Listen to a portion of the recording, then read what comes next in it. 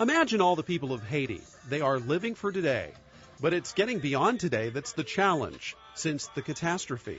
That's what the Haitian people call the January 12th earthquake that devastated their third world island nation. Haiti's recovery, a work in progress that experts say may take a generation.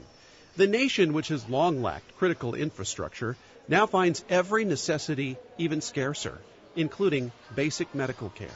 We saw a lot of people, that had compound fractures from the earthquake burns that never received care or did receive care at one point in time but never had the follow-up. They're living in tents with no irrigations, no sewage, and when it rains, everything rises. So we would put the fresh dressings on for these patients. They would leave. It would rain one night, and all the dressings that came back were filthy. Friday, medical assistant Shelby Gullich and plastic surgeon Alan Gabriel will return to Port-au-Prince to work in the same hospital they worked in just last month.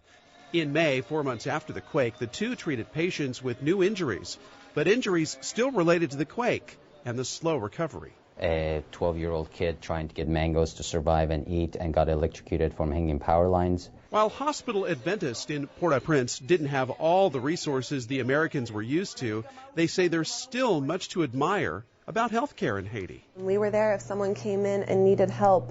There was no second questions, where is your insurance card, or stop. It was just that real sense of, it just kind of brought a human side to it. There's someone in pain, there's someone that needs help. How they treat the patients, how patients treat the physicians, how patients treat each other, how people treat each other. If I could bring that over here and make sure that everybody saw that, that would be a gift to our country as well. And they came away cherishing the Haitian people, their resiliency, positive attitudes, and gratefulness. You can't forget those smiles, Yeah. They're very thankful and just very appreciative and just welcome you with an open heart, and you don't always get that. Of all the patients they treated, one face, more than others, sticks with them. Not the sweet face of a small child, but the maimed and gashed face of a 15-year-old. Her name is Sophie. The May rains brought down the rubble that was left of her house, nearly amputating her ear, nearly shaving off the left side of her face.